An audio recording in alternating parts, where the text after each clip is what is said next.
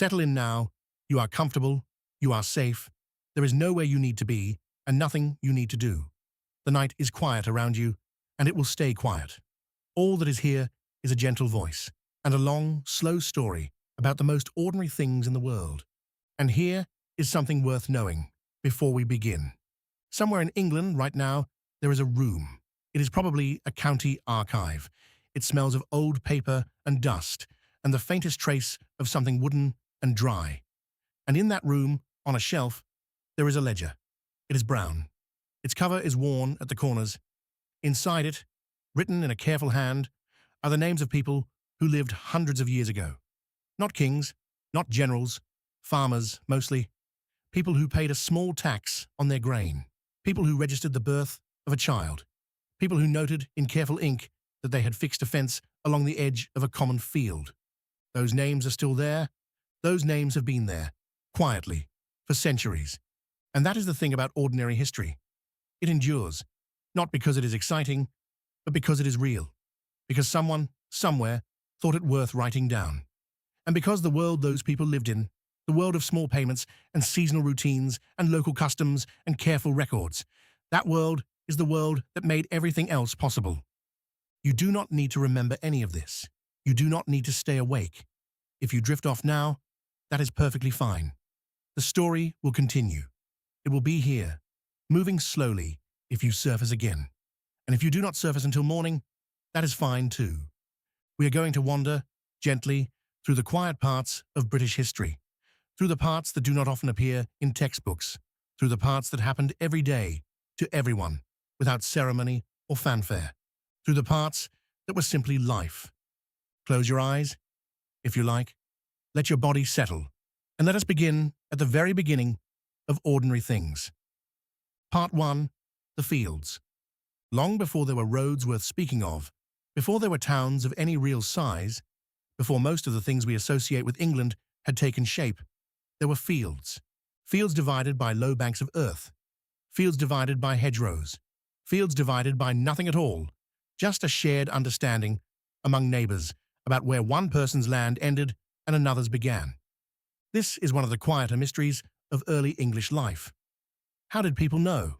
How did a farmer in, say, the 9th or 10th century know exactly where his strip of land ended and his neighbors began, when there were no written records to consult, no official maps, no surveyors with their measuring chains? The answer, mostly, was that they just knew. It was remembered.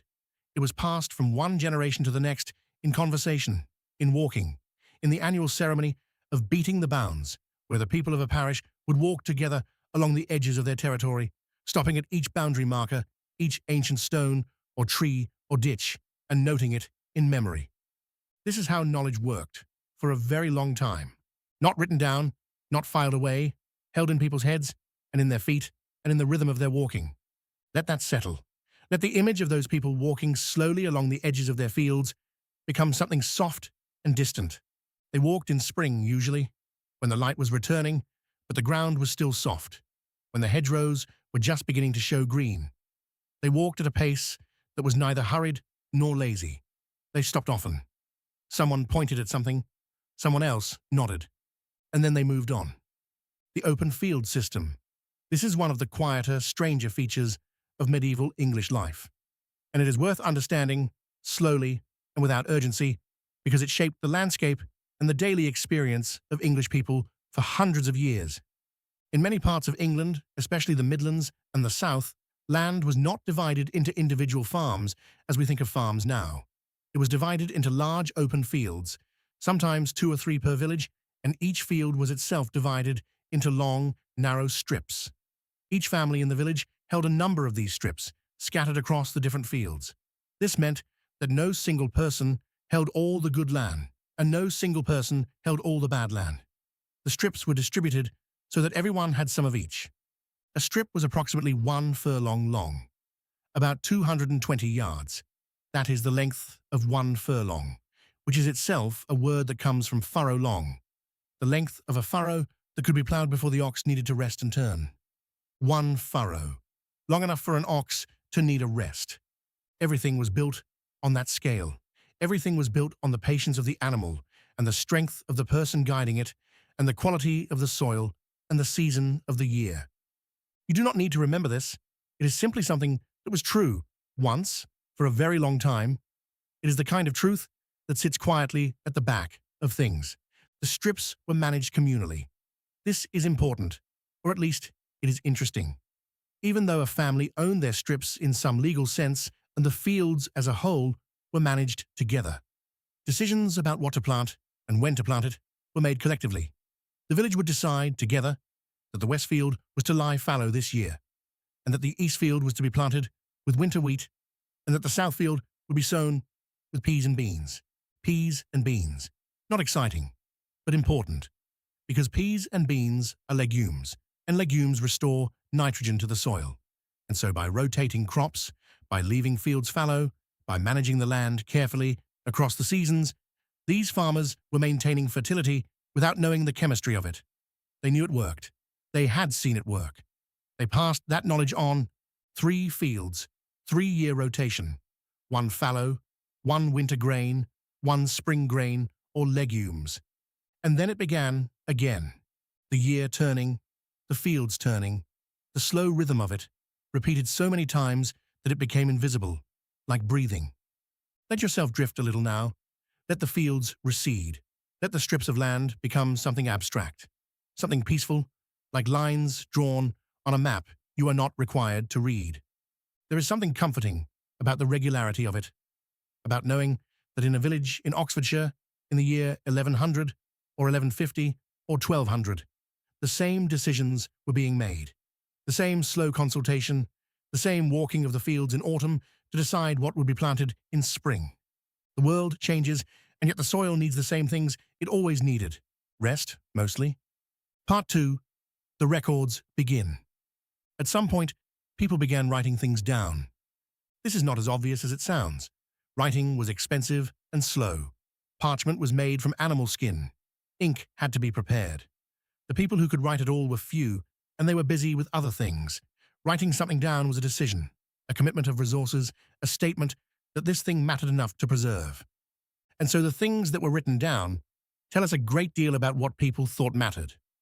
Mostly in the early centuries, what mattered was land, who owned it, who owed what to whom, what rights came with which piece of ground. The Domesday Book is the most famous example of this, though we will not spend long on it, because famous things are not our concern tonight. But briefly, because it is worth noting, in 1085 and 1086, commissioners were sent out across England by William, the king at the time, to record who owned what. Every manor, every mill, every ploughland, every fish pond. It was an enormous undertaking. It took years. It produced 2 volumes, now kept in a building in Kew, carefully preserved. What is interesting about it for our purposes is not the large estates. It is the small ones. The entries for tiny villages with a handful of households, the careful notes about whether there was woodland, whether there was a priest, whether there was a mill, and if so, how much it was worth per year. Worth in eels sometimes. Payments made in eels were not uncommon. The rivers were full of them. A mill worth 20 eels per year. Sit with that for a moment. A mill on a small river in the late 11th century worth 20 eels per year. That is the kind of detail that makes history feel real. Not a king on a throne, a mill and eels. After Domesday, the records multiply, slowly at first, and then faster and faster as the centuries pass. Manor Court Rolls. These are among the quietest and most revealing documents in English history. Each manor, which was essentially a landed estate with its own internal administration, held regular courts. These courts dealt with local matters, disputes between tenants, transfers of land, regulations about the use of common resources. Someone grazed too many cattle on the common, that was an offense. Too many animals could degrade the common land, make it less useful for everyone. And so there were rules, and the courts enforced them. Someone failed to mend their section of fence. That was also an offense, because an unmended fence let animals stray, and straying animals ate things they should not eat. Someone brewed ale that was not up to standard. This was a surprisingly common offense, and it tells us something useful. Almost every village brewed its own ale, and there were rules about the quality and price of it. The person responsible for checking it was called the ale taster. This was an actual official position. Someone went around tasting ale and deciding whether it met the required standard. You could be fined for selling bad ale. Not dramatically, not with any great ceremony, just a small fine, noted in the court roll in careful handwriting, alongside the fine for the overstocked common and the unmended fence. Let the court roll rest. Let the small fines settle into the quiet background of the night. There is something very peaceful about knowing that these things were taken seriously. The fence, the ale, the number of animals on the common. Not because they were grand or important in a large sense, but because they mattered to the people who lived there. Because a community is made up of small agreements, and small agreements need to be maintained. And so someone sat down with ink and parchment and wrote it all down, and then filed it away. And in some cases, 700 years later, it is still there. The language in these early records is usually Latin. This is another quiet fact worth dwelling on. Most of the people whose activities were being recorded could not read Latin. Many of them could not read at all, and yet their lives were being documented in a language they did not know, by clerks who often came from outside their community. There is something slightly strange about this, something that requires sitting with. Your life recorded in a language you cannot read, your name written down as best the clerk could manage, which sometimes meant it was spelled unusually because the clerk was writing what he heard, and what he heard was a name in a local dialect that he was not accustomed to. And so the same person might appear in records under 2 or 3 different spellings of their name, all attempts to capture the same sound in writing. This is one of the reasons genealogy is difficult and also endlessly interesting. The name that looks strange in the record might simply be a slightly different attempt to spell a very familiar name. The clerk writing it had never seen it written before. He was doing his best. Part 3. The weight of the year. The medieval year was not divided as our year is divided, not by calendar months with their fixed dates. It was divided by the church calendar, by the rhythm of agricultural work, and by the turning of the seasons. The quarter days. These are worth knowing, gently. They were the dates on which rents were paid, contracts began and ended, servants were hired and dismissed. In England, the quarter days were Lady Day, at the end of March, Midsummer at the end of June, Michaelmas at the end of September, and Christmas at the end of December. 4 times a year, money moved, rent was collected, accounts were settled. Lady Day, in particular, was the beginning of the legal year for much of English history, not the 1st of January, the 25th of March, Lady Day, the Feast of the Annunciation. This means that when you are reading old English records, the year does not change on the 1st of January. Something that happened in February of what we would call 1650 was recorded as happening in February 1649 because the year did not turn until March. This is a small thing, but it is the kind of small thing that can cause significant confusion if you are not expecting it. And it is also the kind of small thing that reminds us that the way we divide time is not natural. It is a choice, a convention, something decided upon and agreed to. Other conventions were possible, other conventions were used. Michaelmas, the feast of the Archangel Michael, the 29th of September. Michaelmas was harvest end time. The autumn was well established by then. The main harvest was in. The fields were being prepared for winter planting or left to their fallow rest. The days were shortening noticeably. This was the time when accounts were rendered, when the results of the year's work were assessed. Stewards on large estates prepared their accounts for Michaelmas. The amount of grain harvested, the number of animals, the income from rents and mills and courts. A Michaelmas account is a quietly beautiful document. It is a ledger, essentially. Income on one side, expenditure on the other. The care with which it was prepared tells you about the care with which the estate was managed, repairs to buildings, the purchase of iron for tools, the wages of workers brought in for the harvest, the cost of parchment itself, sometimes, for the records. Everything tallied, everything accounted for. The person preparing the account was called the reeve, or sometimes the bailiff, depending on the period and the type of estate. The reeve was a significant figure in a medieval village, not a lord, not a peasant exactly, something in between. Someone trusted with the management of things, someone who knew how much grain the barn held and how many sheep were on the common and whether the mill needed repairs. The reeve's job was, in essence, to know things and to write them down. Let your breathing slow. Let the thought of the reeve walking the estate in late September counting things, settle into something distant and gentle. He walked slowly too, most likely. Autumn light, the smell of turned earth, the sound of wind in what remained of the harvest. He had a tally stick, perhaps, a piece of wood with notches cut in it, each notch representing a unit of something.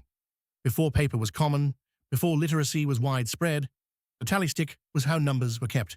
You cut a notch for each unit. You could split the stick in two, so that each party had a record of the transaction. The Exchequer, the Royal Department of Finance, used tally sticks until 1834. 1834. That is worth sitting with. The Central Financial Administration of England, using notched sticks to keep records until the reign of Queen Victoria had already begun. And when they finally stopped using tally sticks and decided to burn the old ones, the fire in the furnace was so large that it set the Houses of Parliament alight.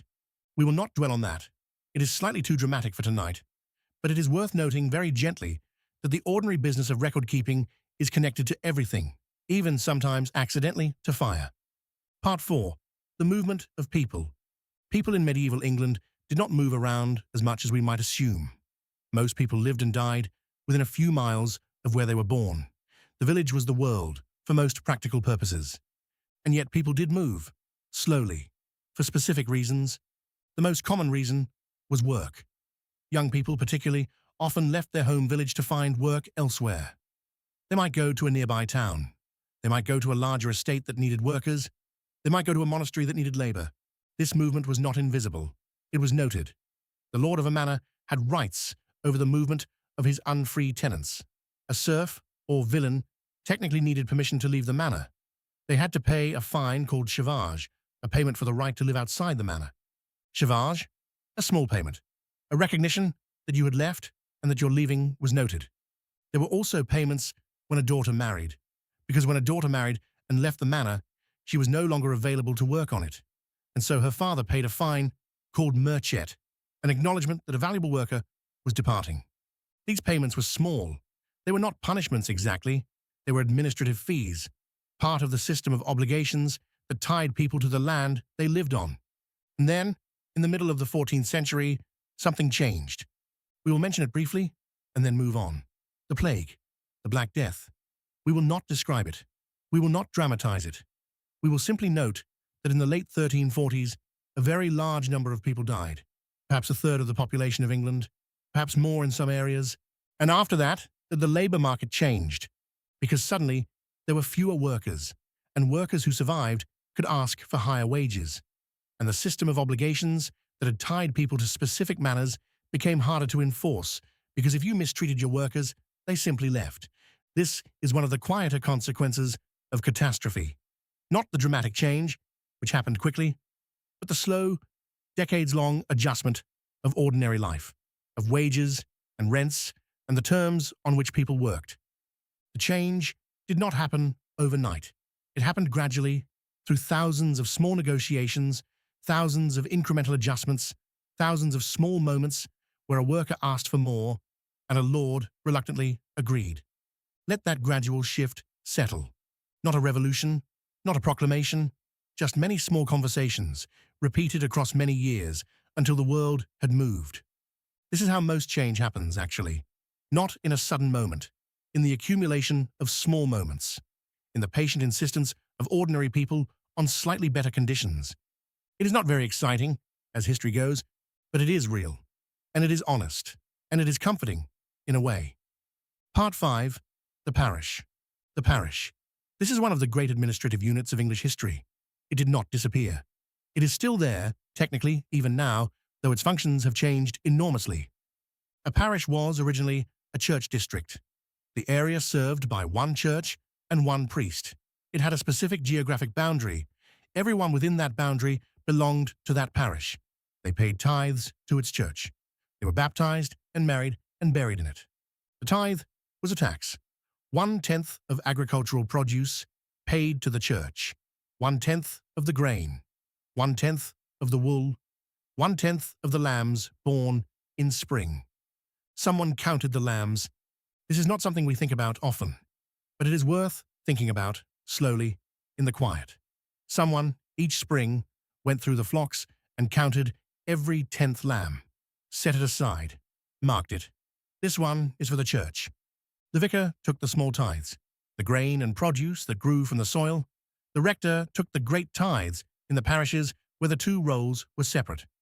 And all of this was noted in the church records, in the tithe accounts, parish registers.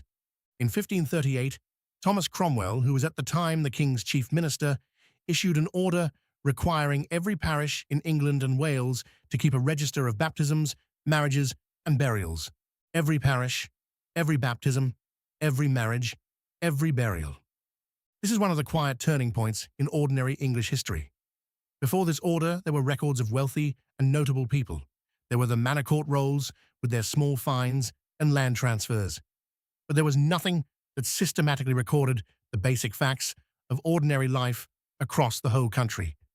After 1538, there was, not immediately, not perfectly. Many parishes were slow to comply. Many early registers have been lost. But from around the mid-16th century onward, there is a continuous thread of record. A person born in a village in, say, 1560 has a reasonable chance of appearing in a surviving register. Their baptism noted, their parents' names recorded, sometimes the father's occupation, husbandman, yeoman, labourer, blacksmith, weaver. The occupations of ordinary people written down for the first time in any systematic way. Let the parish register settle into the room.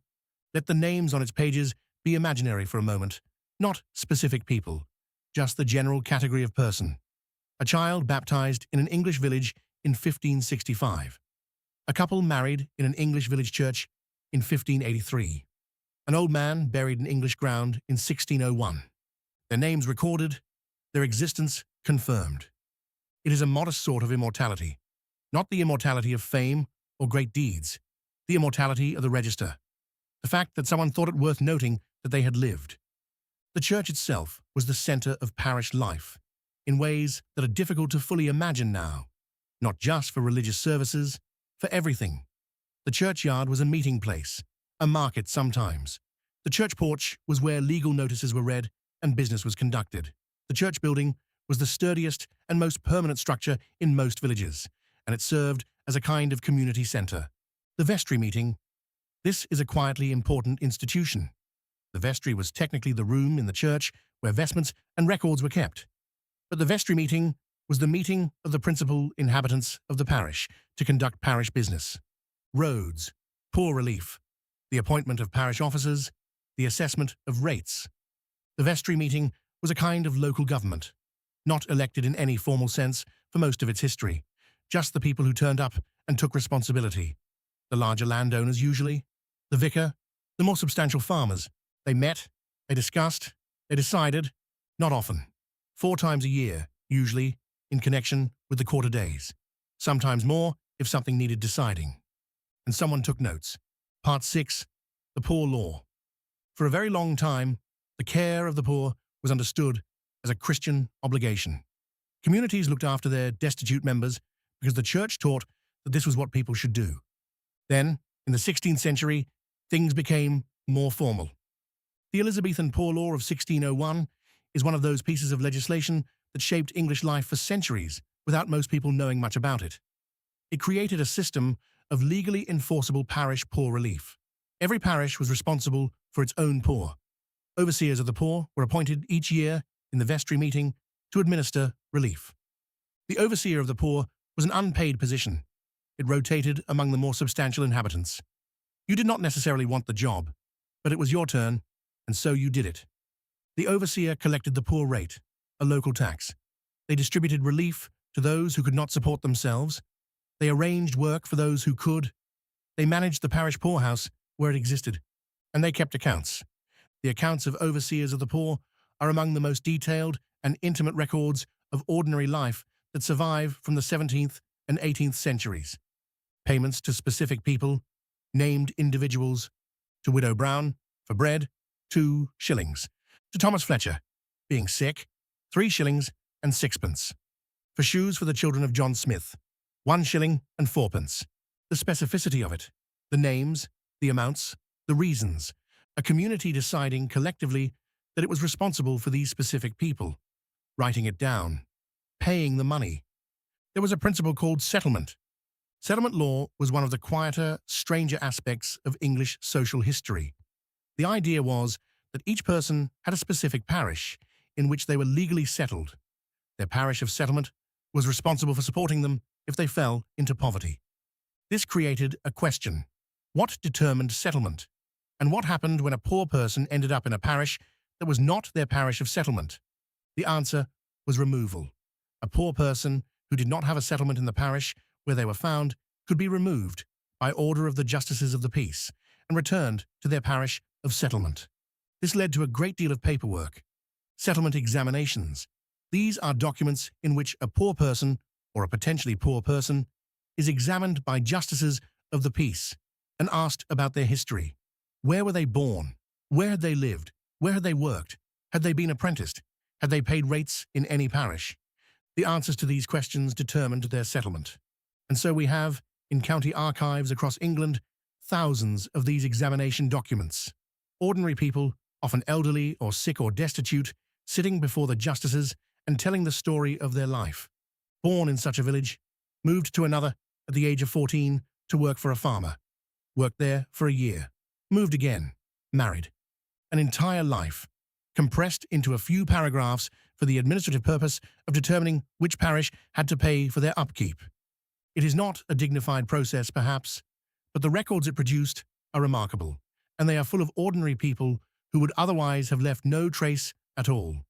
Let the settlement examination rest. Let the image of that person sitting in a cold room, answering questions about their past, become something soft and distant. They were not famous, and they were not important in any historical sense. They were simply someone who had reached the end of their working life and needed help, and someone thought it worth writing down where they had come from. Part 7. The Enclosures. For centuries, the open field system and the common lands were the foundation of rural English life. Then, gradually, and then quite quickly, they were enclosed.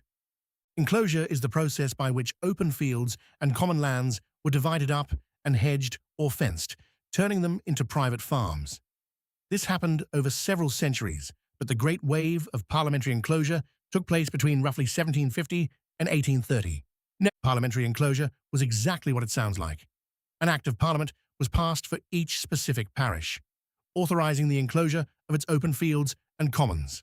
Commissioners were appointed, they surveyed the land, they allocated it, they set out new roads and drains, they planted new hedgerows. The process was orderly, it was legal, it was careful, and it produced an enormous quantity of paperwork. Enclosure awards. These are large documents, sometimes very large, setting out in precise detail who received what in the enclosure settlement. Every landowner who held strips in the open fields received an allocation of enclosed land in proportion to their holding. The allocation was recorded in the award, and after the award was made, the landscape changed. The long, straight roads that cross much of the English Midlands were mostly set out by enclosure commissioners. The thick hedgerows that divide the fields in enclosed areas were planted by the landowners who received their allocations. The hedgerow you see from a train window in Leicestershire or Northamptonshire might be 250 years old, planted by a farmer who had just received a rectangular field where previously there had been scattered strips in an open field. He planted the hawthorn. He cut it and laid it each year until it was thick enough to keep cattle in.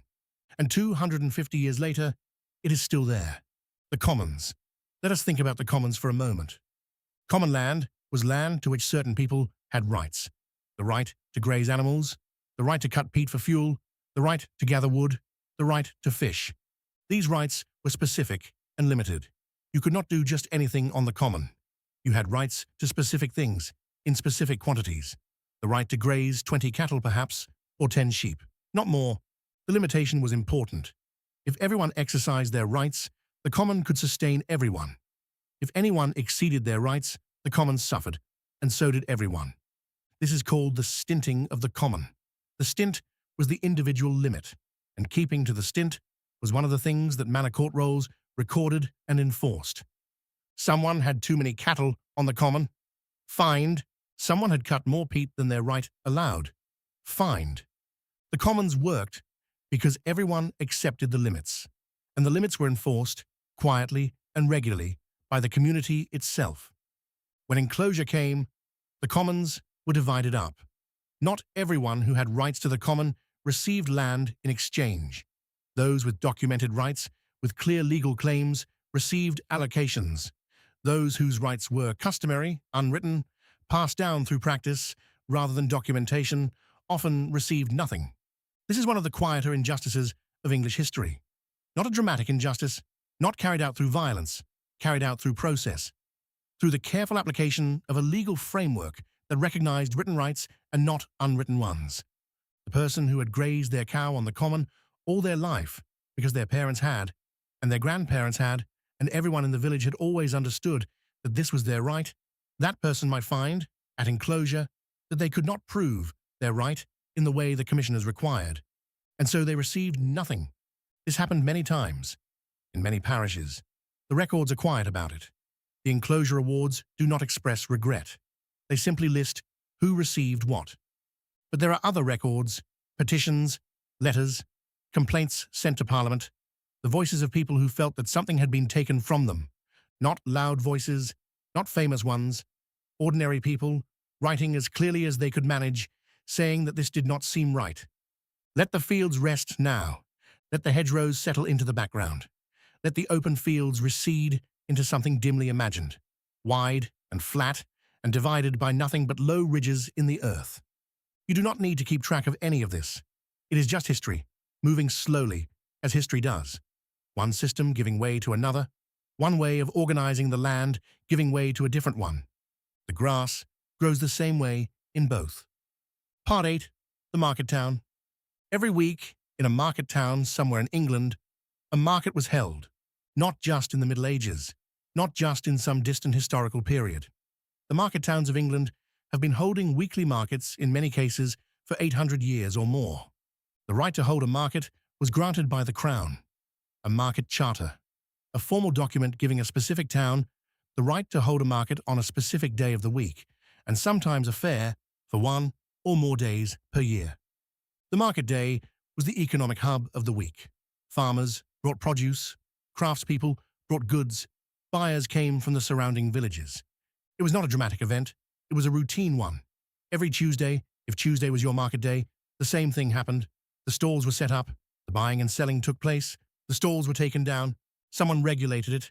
The market was regulated by its own officers, the market inspector, the weighmaster, who checked that weights and measures were accurate, the toll collector, who collected the small payments due to the town for the right to sell there. Every market town had a toll schedule, a list of what each type of trader owed for the right to do business in the market. A penny for a cartload of grain, a halfpenny for a smaller load, a specific amount for cattle, for sheep, for pigs. These schedules were sometimes written on boards and displayed in the market. Sometimes they were just known, passed from one toll collector to the next. The fair was a larger and more occasional event. Most towns had 1 or 2 fairs per year. These were major trading occasions, attracting buyers and sellers from a much wider area than the weekly market. The most famous English fairs were significant commercial events. Starbridge Fair near Cambridge was at one time among the largest in Europe. Goods came from across the continent. But there were hundreds of smaller fairs, barely noticed by history, held in small market towns across England. A 2-day fair in late September, say, for the sale of livestock and general goods.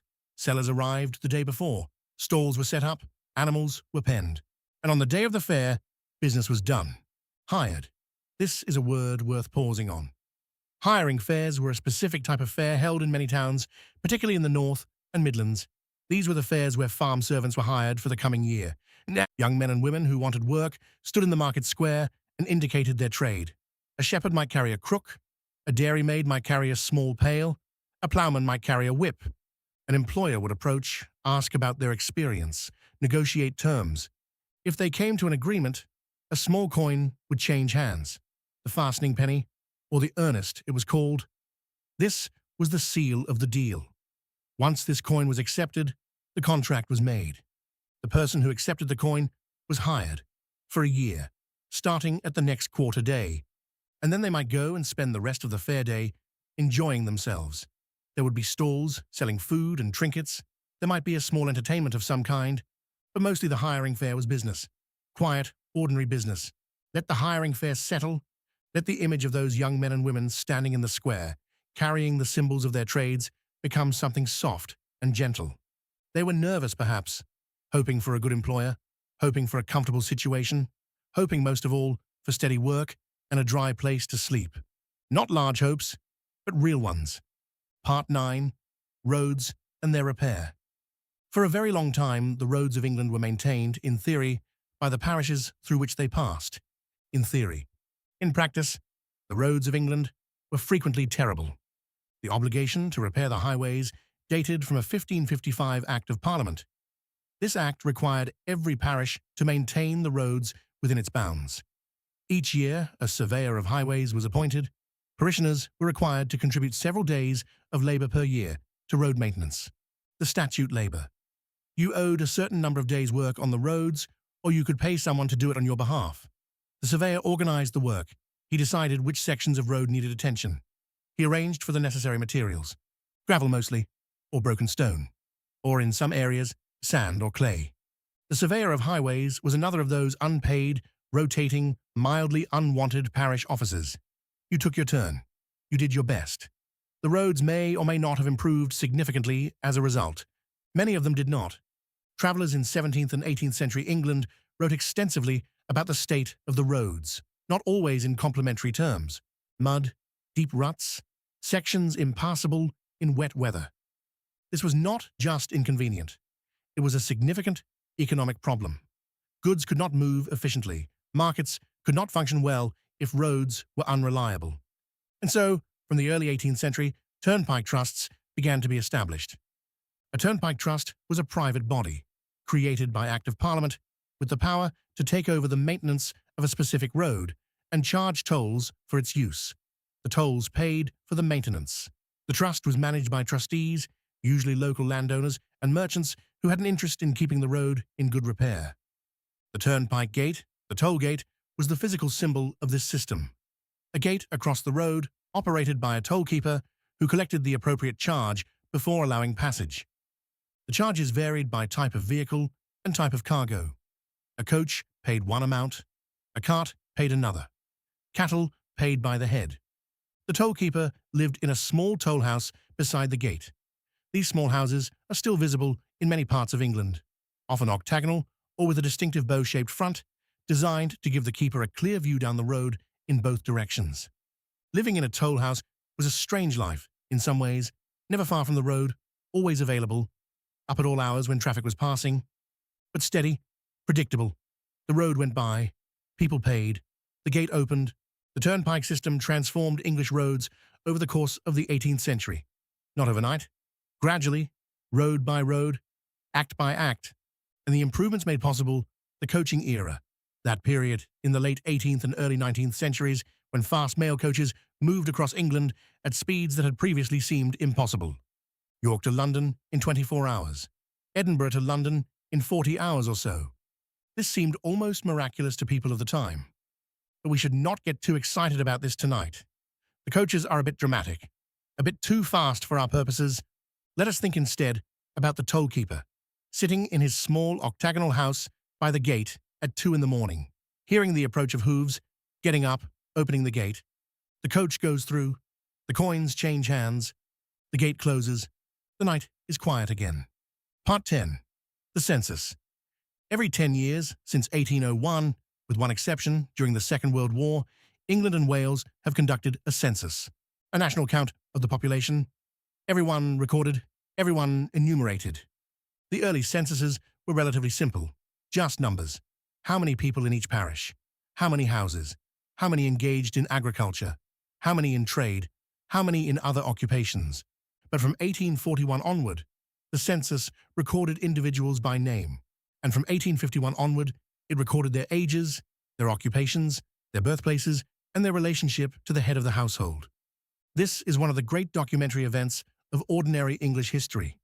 The census of 1851, and every census that followed it through 1911 and into the 20th century, is an almost complete snapshot of the population of England and Wales. Not quite complete. There were always some people who were missed, travellers on the road, people who moved between one night and the next. people living in unusual circumstances, but mostly it is there. If a person was alive in England on the night of the census, and if they were in a household of any kind, they are in the record. Their name, their age, their occupation, where they were born. The process of conducting the census was, in itself, an enormous logistical undertaking, particularly in the 19th century.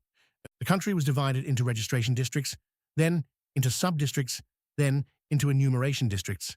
Each enumeration district was small enough to be covered on foot by one enumerator in a reasonable time. The enumerator was usually a local person, a schoolteacher often, someone literate, someone known in the community, someone able to move through a neighborhood without causing alarm.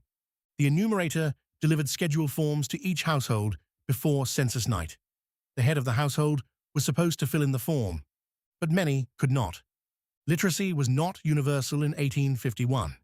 Many people could not read or write, and so the enumerator returned after census night to collect the forms, and for those households where the form was blank or where only a name had been written, the enumerator filled it in himself, asking the questions and writing down the answers. What is your name? How old are you? What do you do? Where were you born? And the person answered. Probably not entirely accurately, ages were often approximate. Birthplaces were sometimes vague. Occupations were sometimes simplified. But something was recorded. Something was noted. The question of birthplace is particularly interesting. From 1851 onward, the census asked each person to state their county and parish of birth. And this has allowed historians to trace the movement of population with a precision that was not previously possible. Before the census, we knew in general terms that people moved from rural areas to towns during the Industrial Revolution. We knew that people migrated from Wales and Scotland and Ireland to English cities. The census showed the specifics, that this particular street in Manchester was full of people born in specific villages in County Mayo, that this particular neighbourhood in Leeds was disproportionately populated by people born in specific parts of the West Riding. Whole communities, uprooted and relocated, not all at once, in twos and threes and families over decades. The census caught them all in a single moment, like a photograph, but of a whole country. Let the census settle into the room. Let the enumerator, with his ledger and his careful handwriting, become something soft and distant. He walked through the neighborhood in the morning after census night. He knocked on doors. He asked his questions. People answered, sometimes irritably, sometimes with confusion about what was wanted, sometimes with care and attention, pleased that their household was being properly recorded. And then the enumerator moved on to the next door, the next household, name, age, occupation, birthplace, name, age, occupation, birthplace. The rhythm of it, repeated down every street, in every town, in every village, the whole country being counted. Part 11. The Petty Sessions. Below the level of the quarter sessions, which were the main county courts held 4 times a year by the justices of the peace, there was another level of local justice, the petty sessions. These were informal meetings of 2 or more justices to deal with minor matters, summary offences, small disputes, the kind of thing that did not need a jury or a full formal court procedure. Poaching. This was one of the most common offences dealt with by the petty sessions, particularly in rural areas. The game laws of England were strict and extensive. For most of English history, the right to hunt and kill certain animals, game animals, was restricted to those who owned a certain amount of land or held a specific qualification. A farmer who did not meet the property qualification could not legally take a hare or a partridge from his own land, let alone from someone else's. The poacher was someone who took game without the right to do so, usually for food, sometimes for sale to a dealer. The petty sessions records are full of poaching cases. A man caught with a rabbit in his pocket. 2 men found with a net in a field at night. A boy taken with a snare. The fines were not enormous. The penalties in earlier centuries could be severe, including transportation to Australia for certain offences. But the everyday reality of the petty sessions was the steady processing of small offences. A fine here, a short imprisonment there, and always the paperwork. The justices of the peace. These are worth dwelling on, briefly and gently, because they are one of the great continuities of English history.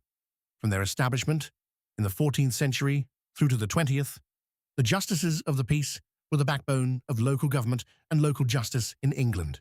They were unpaid. They were chosen from among the local gentry.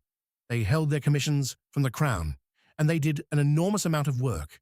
Quarter sessions, petty sessions, licensing alehouses, fixing wages, maintaining roads and bridges, administering the poor law, registering dissenting meeting houses, licensing pawnbrokers. The list goes on. The justices touched almost every aspect of local life, and they did it without salary, as a duty, as part of what it meant to be a person of property and standing in the locality.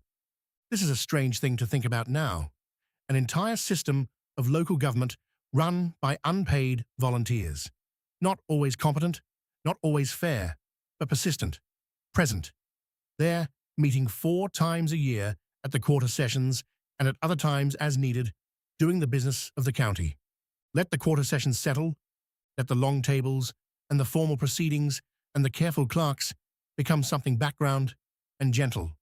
4 times a year, every year, for centuries, the same rooms more or less, the same procedures, the same list of business to get through before the justices could go home. Steadiness, regularity, the slow accumulation of decisions made 4 times a year for generation after generation. Part 12. Water. Water shapes everything. It always has. The location of settlements, the routes of roads, the sites of mills. Water was the primary source of power for most of English history.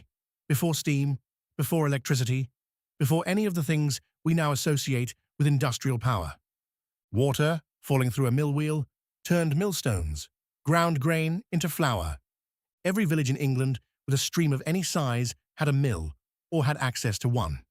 The Domesday Book recorded nearly 6,000 mills in England in 1086. 6,000 mills. In a country with perhaps 1.5 million or 2 million people. That is a great deal of milling capacity. That is a country that took the grinding of grain extremely seriously. The miller was an important person in a village. He was also, in literature and folklore, sometimes a slightly suspicious one, because he controlled something essential. He processed everyone else's grain. He was trusted to take only his lawful toll and no more. The multure, the toll taken by the miller for his service, usually a fraction of the grain being ground. The miller took his portion, and the rest went back to the farmer. Was the miller always honest about his portion? The court rolls suggest not always. Millers accused of taking too much multure appear regularly. Millers accused of using false measures. Millers accused of mixing inferior grain. But most millers, most of the time, were probably straightforward, because their reputation was their business, because everyone in the village knew who they were. Rivers were also highways. Before the roads were improved, rivers were often easier to travel than roads. Goods could be floated downstream on barges. Coal could be moved from the coalfields to the towns by water. And so rivers were also contested. Their use was regulated. Rights to fish them were valuable. Rights to use them for navigation were important to merchants and traders. The river and its management appears in court records, in parliamentary petitions, in the correspondence of landed estates, over and over. A weir that blocked navigation, a mill that diverted too much water, a flood that destroyed a bridge. Always the water, always something to be negotiated, something to be managed, something to be written down. Drainage, the fens of East Anglia. This is a quiet story, and it takes place over several centuries. The fens were, for most of their history, wetlands. Not useless wetlands, they were extremely productive in their wet state. Fish, wildfowl, reeds for thatching, peat for fuel. The communities of the fens had adapted themselves to the wet landscape over generations. They had specific rights, specific skills, specific ways of living that were tied to the water. And then, in the 17th century, large-scale drainage schemes began. Dutch engineers were brought in. They knew about drainage. They had done it at home. They brought their expertise and their different ways of looking at the landscape. Channels were cut. Pumps were installed. Water was moved. The fens began to dry. And the communities who had lived with the water found their world changing. The fish were still there for a while. The wildfowl were still there for a while. But the landscape was being slowly, steadily reorganized. There were riots. There was resistance. But there was also paperwork, endless paperwork. The drainage schemes were funded by investors who needed their investments protected. They required acts of parliament. They required legal frameworks. They required surveying and mapping and record keeping. The adventurers, they called themselves, the investors in the drainage schemes. They were adventuring capital into a risky venture, hoping for a return in the form of drained and cultivable land. The adventurers kept very good records. Let the fens settle. Let the flat landscape, the long, straight drainage channels, the wide skies of East Anglia become something peaceful and distant. A heron standing still in the water, not moving, just present. That is not very historical, but it is what is there now. Part 13. The Craft and the Guild. In the towns, a different kind of ordinary life was taking shape. Trades, crafts, the making of things, the guild system. This was the way in which craft trades were organized in English towns from the medieval period through to the early modern era. A guild was an association of people practicing the same trade in a town. The guild controlled the trade. It regulated the quality of goods. It set the terms on which the trade could be practiced. It managed the training of new craftspeople. The apprenticeship. This is worth thinking about slowly. An apprenticeship usually lasted 7 years. A young person, typically a boy of about 14, was bound by a legal contract, an indenture, to a master craftsman. The indenture was a document setting out the terms of the relationship. The master would teach the craft. The apprentice would work for the master. For 7 years, the apprentice lived in the master's household. He was fed and housed. He received no wages or very small ones. He worked and he learned. After 7 years, he was a journeyman. He could work for wages. He could travel to different towns and work for different masters. After that, if he could demonstrate his skill and could afford to set up in business, he might become a master himself. He presented his masterpiece, the piece of work demonstrating his mastery of the craft, to the guild. If it was accepted, he was a master. The indenture document itself. It is a formal, legal document. It begins with the words that indentures always began with. Know all men by these presents. A standard legal formula. It sets out the obligations of both parties in careful detail. The master will teach the apprentice the art and mystery of the trade. A lovely phrase, the art and mystery. The apprentice will serve the master faithfully. He will not reveal the master's secrets. He will not waste the master's goods. He will not commit fornication or contract matrimony. He will not frequent taverns or alehouses. He will not play cards or dice or other unlawful games. A very constraining life on the face of it, but also a structured one. A path from youth to competence. 7 years, learning. The guild regulated more than just quality. It regulated the number of people practicing the trade. It tried to ensure that there were not too many craftspeople for the available work. This made it, in some ways, a conservative institution, resistant to change, resistant to new methods or new practitioners.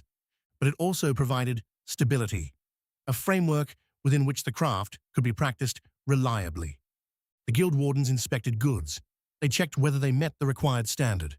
They could confiscate goods that did not. They stamped their approval on goods that did. The hallmark on silver, the mark on pewter, the seal on cloth. These were the symbols of guild inspection, the assurance that the thing being sold met the standard. Let the guild and its wardens settle. Let the workshop and the apprentice and the 7 years of learning become something soft in the background. The art and mystery, every craft has its mysteries, the things that can be told in words and the things that can only be learned through practice, through doing the thing again and again until the hands know it without being told. 7 years is long enough for that. Part 14. The assize of bread and ale. For centuries, the price and quality of bread and ale were regulated by law. The assize of bread and ale was an ancient piece of legislation, dating in some form from the 13th century. It set rules about the relationship between the price of grain and the price of bread. When grain was expensive, bread was allowed to be more expensive. When grain was cheap, bread had to be cheaper. The baker was not free to charge whatever they liked. The price was regulated, and the loaf had to be the right weight. This was checked. The bread was weighed. If a baker was found selling bread that was underweight, they could be fined, or, in earlier centuries, subjected to the more dramatic punishment of being drawn through the streets on a hurdle with the offending loaf tied around their neck. We will not dwell on the hurdle. It is slightly too vivid for tonight. The weighing of bread is the thing to dwell on. The routine inspection, the person with the scales, the loaf placed on one side, the weight on the other. Does it meet the standard? Yes. Good. Move on. Does it meet the standard? No. A fine, then. Not dramatic, not particularly exciting, just the steady, regular maintenance of a basic standard. The alehouse. The alehouse was the most common drinking establishment in England for most of its history. Not the inn, which provided accommodation for travellers, not the tavern, which sold wine. The alehouse, which sold ale and sometimes beer. Alehouses were licensed. From the mid-16th century onward, the justices of the peace at quarter sessions granted licenses to alehouse keepers. Without a license, you could not legally sell ale. The licensing process was another source of regulation and paperwork. An alehouse keeper who wanted to continue their business had to appear before the justices each year and have their license renewed. They had to find sureties, other people who would guarantee their good behavior, who would vouch for them. And there were rules: no gaming in the alehouse, no allowing servants or apprentices to drink there, no serving during the hours of divine service on Sundays. Whether these rules were rigorously enforced is another question. Probably not always, but they existed. They were on the books, and occasionally someone was prosecuted for breaking them, which suggests that occasionally they were broken. The alehouse was a social centre, particularly for working men. This is worth noting, without judgment and without drama. For people who lived in cramped conditions, the alehouse was a place of relative warmth and sociability, a place to meet neighbours, to hear news, to conduct small transactions. It was also a place where credit was extended. The alehouse keeper kept a score, a running account of what you owed. You could drink today and pay when you were paid.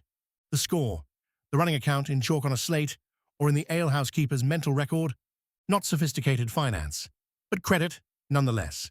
The alehouse keeper trusting that you would come back and settle up. Let the alehouse settle. Let the firelight and the low voices and the smell of ale become something warm and distant.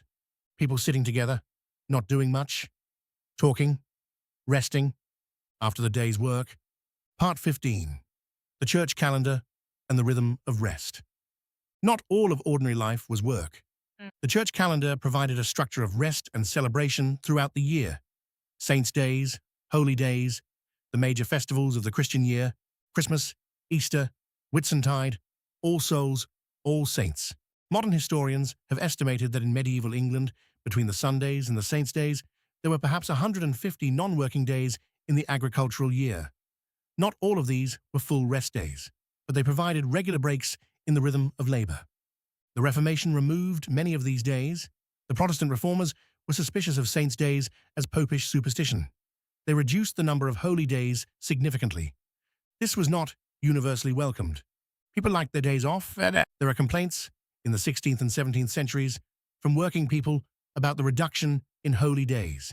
Not always explicit complaints. Sometimes just a resistance, a continuing to observe the old days informally, even when they were no longer officially sanctioned. The harvest home. This is a celebration worth dwelling on. When the harvest was in, there was a feast. The farmer provided food and drink for the harvesters. There was music sometimes. There was dancing sometimes. It was not a long celebration. There was still work to do. The autumn ploughing was waiting. The animals needed tending. But for one day, or one evening, there was acknowledgement that something had been accomplished, that the work of the year had produced a result, that the barn was full. The harvest home supper was not elegant. It was not sophisticated, but it was something. Bread made from the new grain. Ale brewed from the summer's barley. Meat, perhaps, if the farmer was generous, and the people who had done the work, sitting together and eating it. Wakes. The wake was originally a vigil kept beside a corpse before burial. The community came to sit with the dead. But in many parts of England, particularly the north, the wake evolved into an annual festival. The Wake Week, the anniversary of the dedication of the parish church, became a time of festivity, fairs, games, visiting. The Lancashire Wakes in particular were significant events. The factory workers of the industrial towns took their annual holiday at Wakes Week. Whole towns would empty, the workers going to the seaside at Blackpool or Southport. This is a later development, the industrial holiday at the seaside, but it grew from the same root, the ancient rhythm of the church calendar, the idea that there should be times of rest and gathering. Even when the saints were gone, the need for the holiday remained. Part 16. Money and its movement. For a very long time, most people in England had very little to do with money. This is not quite the same as saying they were poor, though many of them were. It means that much of their economic life was conducted through other means, through labor, through the exchange of goods, through customary obligations. You worked on the Lord's land as part of your obligation. You paid your rent in grain or in labor rather than in coin. You received part of your wages in kind, in food and lodging and fuel. Money existed, but it was not always the primary medium of exchange. This changed over time, slowly. The monetization of the economy is one of the quiet, important processes of English history. The gradual shift from obligations and exchanges in kind toward wages and prices and market transactions. And as money became more important, so did the mechanisms for managing it. Credit, debt, interest. Interest was complicated by religion. For much of the medieval period, the charging of interest was condemned as usury and was theoretically forbidden to Christians. This created some interesting arrangements, some legal fictions to get around the restriction. Over time, the restriction was relaxed. By the 16th and 17th centuries, interest was legal, within limits. The Statute of Uses, the Statute of Wills. These are very boring pieces of 16th century legislation and therefore quite perfect for our purposes. The Statute of Uses, passed in 1536, attempted to close a loophole in the land law that was costing the Crown revenue.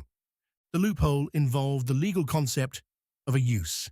You could, in theory, convey land to another person to hold to your use. The land was legally theirs, but the benefit was yours.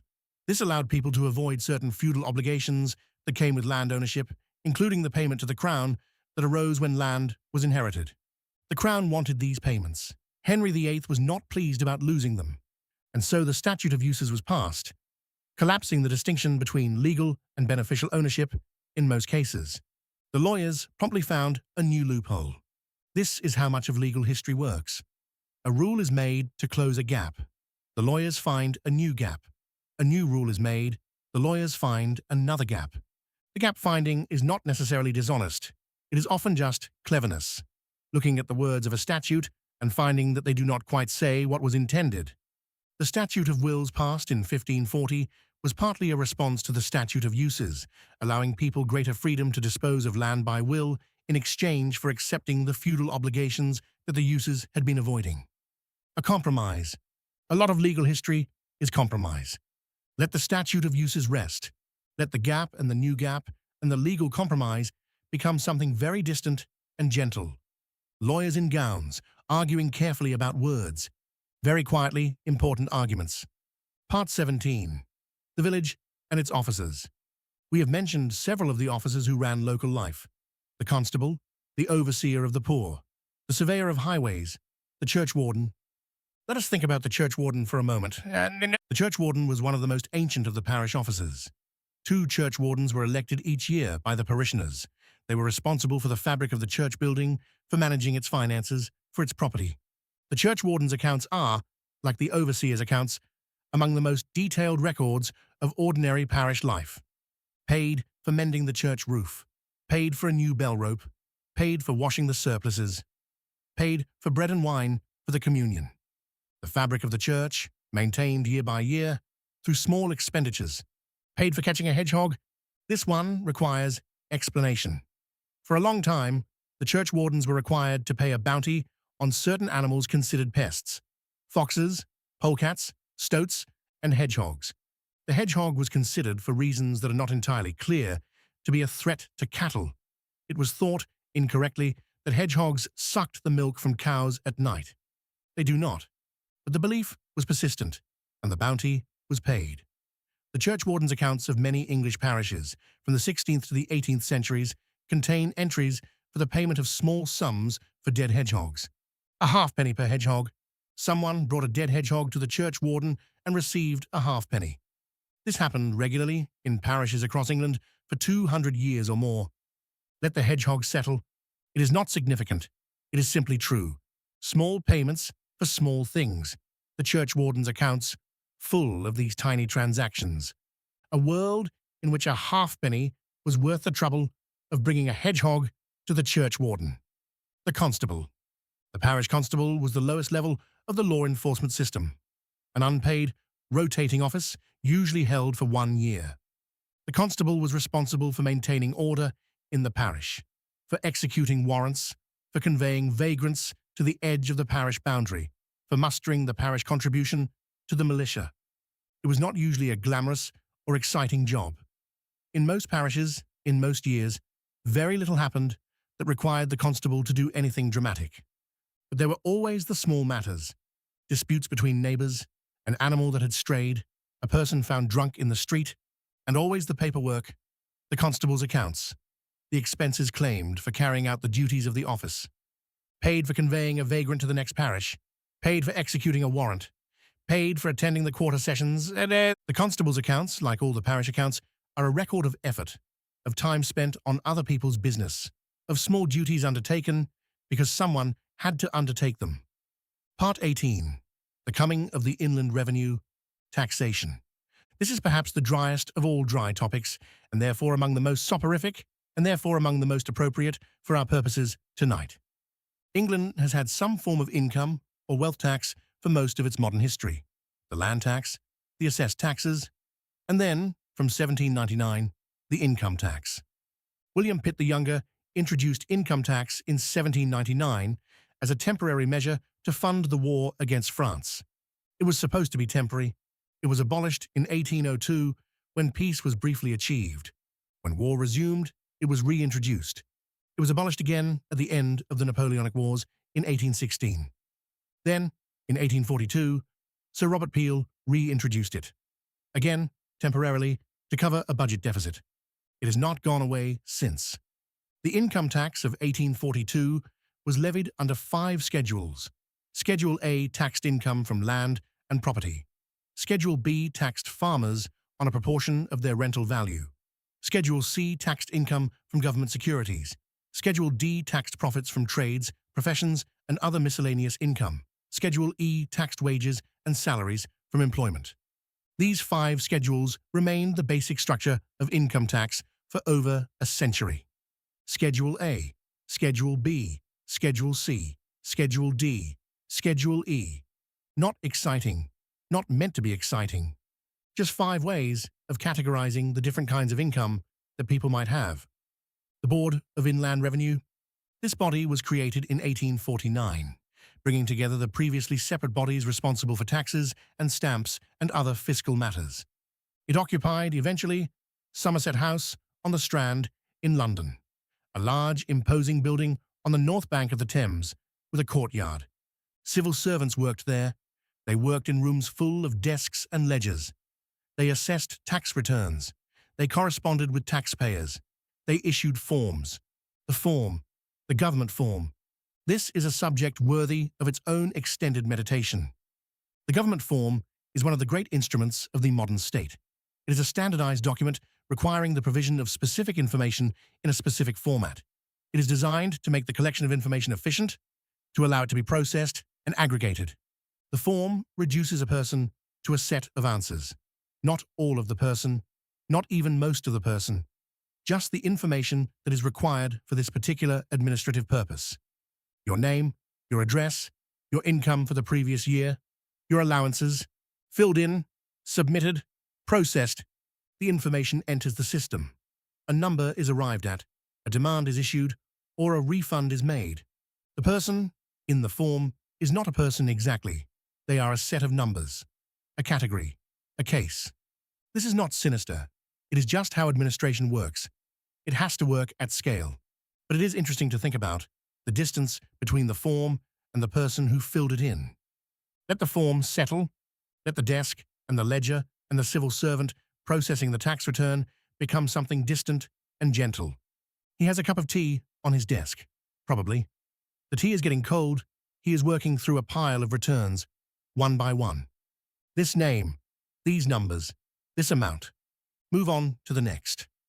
Part 19, the land and its measurement, the acre. The acre is a unit of area. It is approximately the amount of land that a man with an ox could plow in one day. Not exactly. The actual value of the acre varied by region for much of English history. The word acre comes from the Old English for open field. It was originally not a fixed unit at all, but a description of a type of land. Over time, it became standardized. The statute acre of 4,840 square yards. But the memory of its origins persists in the word itself. One day's ploughing. The scale of a single man's labor in a single day turned into a unit of measurement that endures. The tithe map and apportionment. In the 1830s, a great national survey was undertaken to deal with the problem. The tithe, that ancient payment of 1/10 of agricultural produce to the church, had become increasingly difficult to manage in a changing agricultural world. Produce was hard to measure. Arguments were constant. And so the Tithe Commutation Act of 1836 allowed the tithe to be converted into a fixed money payment, a tithe rent charge instead of a portion of produce. To calculate the rent charge, the land had to be surveyed, every field, every plot, measured and mapped and named and assessed. The result was the tithe maps. For most of England and Wales, there is a tithe map, drawn in the late 1830s or early 1840s, showing every field in every parish. Each field has a number. And there is a companion document, the apportionment, which lists each field, its name, its area, in acres and roods and perches, its owner, its occupier, and its assessment for tithe purposes. Field names. This is the quietly remarkable thing about the tithe maps. The field names. Every field in England had a name. Not an official name, a local one, passed down through generations of farming. Longmead, 12 acres, the Hemplands, Old Sitch, Breachfield, Stony Furlong, the Oxleys. Some of these names describe the shape of the field. Some describe what it was used for. Some contain words that have not been in common use for centuries. Sitch, for instance, is an old word for a small stream or drainage channel. A field called Old Sitch might contain, or might once have contained, such a channel. Breach or breach often indicates land that was newly broken up for cultivation at some point in the past. The names in the tithe maps are a layer of linguistic archaeology, a record of how people described the land they worked in words that were already old when the map was drawn. Let the tithe maps settle. Let the fields with their old names spread out quietly in the imagination. Not specific fields, not specific places, just the general idea of a map covered in careful writing, numbers and names. Longmead, the Oxleys, 12 acres. The land named and counted and measured, known intimately, every corner and hollow and slope given its own identity. This is how you know a place. Not from maps, from names, from the accumulated naming of generations. Part 20, the slow transformation, the 19th century. We have arrived at the 19th century quite gently, without drama. The 19th century is when many of the things we associate with modern life began to take shape. Not all at once. Gradually, through legislation, through administration, through the slow accumulation of reports and committees and acts of Parliament. The Municipal Corporations Act of 1835. This reformed the ancient borough corporations, many of which had become corrupt and unrepresentative. It created elected town councils in incorporated boroughs. This sounds significant, and it was. But the day-to-day reality of a reformed town council in, say, 1840 or 1845 was not particularly dramatic. It was a group of men meeting regularly to discuss the affairs of their town. Paving, lighting, drainage, the management of the market. The minutes of 19th century town councils are full of these matters. A decision to relay the paving in the high street. A discussion of the adequacy of the gas lighting. A report from the drainage committee. Sewers. The 19th century was enormously concerned with sewers. This is understandable.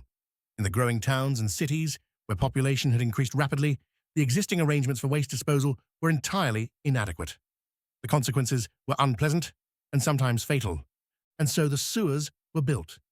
Great engineering works proceeding slowly beneath the streets, and all of this was discussed in committees, reported on in technical documents, approved by vote, Funded by local rates, the minute books of the sewer committees are not exciting reading, but they record the making of the modern city, the decision that this street needed a drain, the approval of the engineer's report, the contract let to the builder, one brick at a time, one section of pipe at a time. Beneath the streets that people walked on every day, not thinking about what was under their feet. The railway changed everything, eventually, but it came gradually too. The first railways were not for passengers, they were for coal. Short stretches of track to move coal from mines to rivers or harbours. The first public passenger railway in 1825, and then more significantly in 1830, began the transformation. But the building of the railway was an enormous administrative and legal undertaking before a single length of track was laid. Every railway required an Act of Parliament. The promoters of a railway had to promote a bill.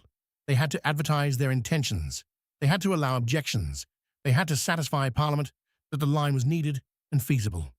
The parliamentary proceedings for major railway bills in the 1840s, the railway mania period, were extraordinarily lengthy.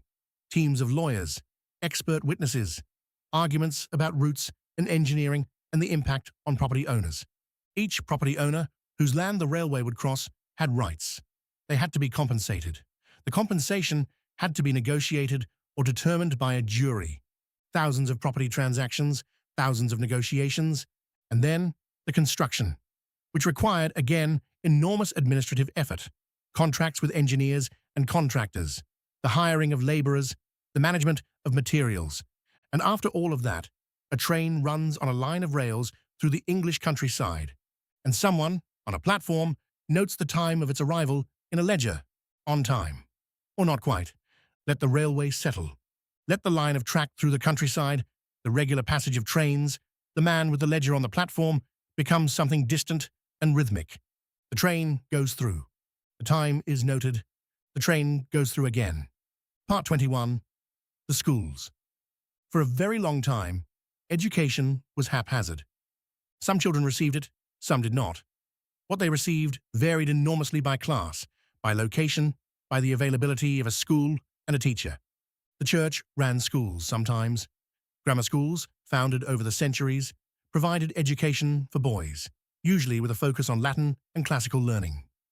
Charity schools from the late 17th century provided basic literacy and numeracy for the children of the poor, funded by donations from wealthier people.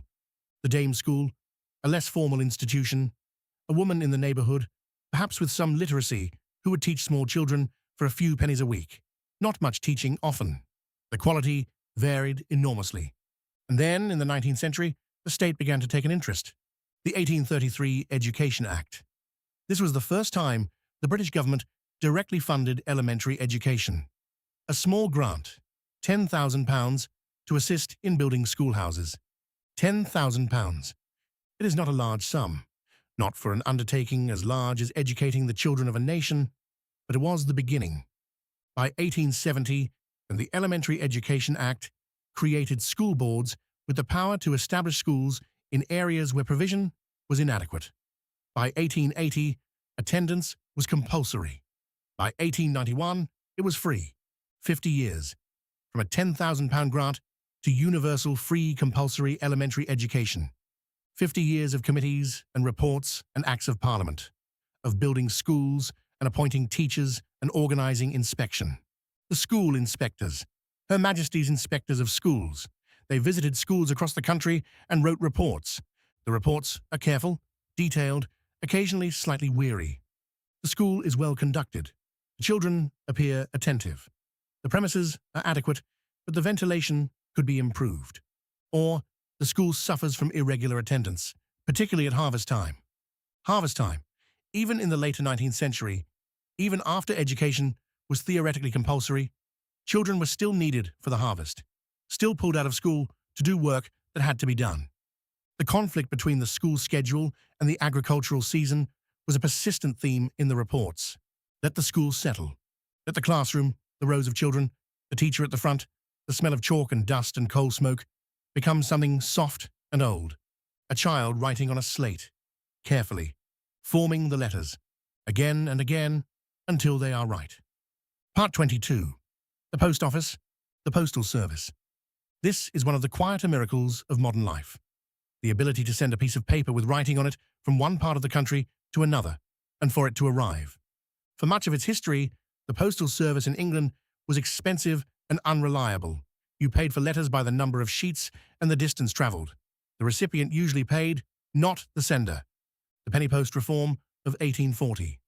Rowland Hill proposed a uniform penny rate for a letter under half an ounce, regardless of distance, and a way of preparing it, a small adhesive stamp. The penny black, the first adhesive postage stamp in the world, a small black stamp with a profile portrait of the Queen and the denomination 1 penny printed on it.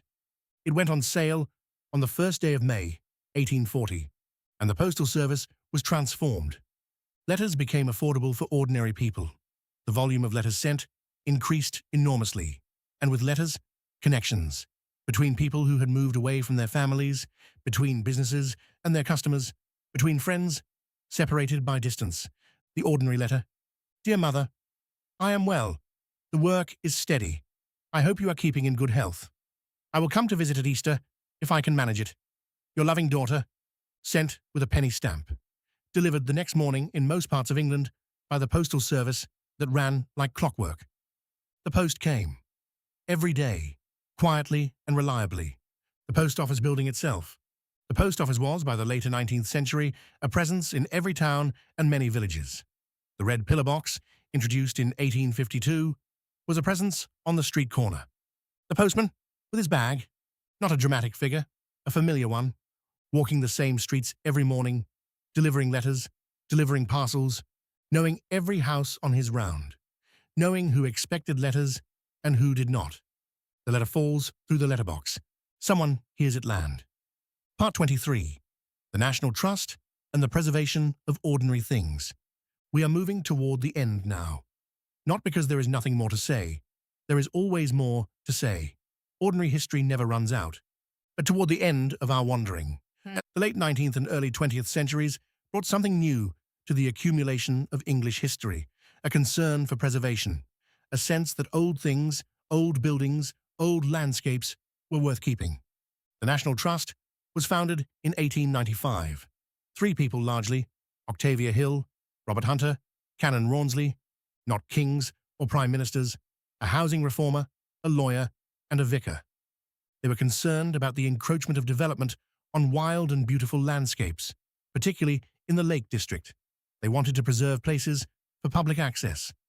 The Trust's early acquisitions were modest, small areas of land, a few buildings of historic interest. One of the first was a medieval clergy house at Alfriston in Sussex, purchased in 1896 for £10, a modest, ancient building, preserved from decay. £10, and from that modest beginning, the Trust grew, slowly, over decades, acquiring land and buildings, preserving them, opening them to the public. The country house, the great house with its formal gardens and its long history. These were what most people associated with the National Trust in its mature form. But the Trust also preserved more ordinary things. Farmsteads, coastlines, common land, the places that were simply beautiful, or simply old, or simply worth keeping. And the record offices, the county record offices. This is perhaps where we should end. The county record offices, which began to be properly established in the 20th century, took on the task of preserving the documentary inheritance of their counties.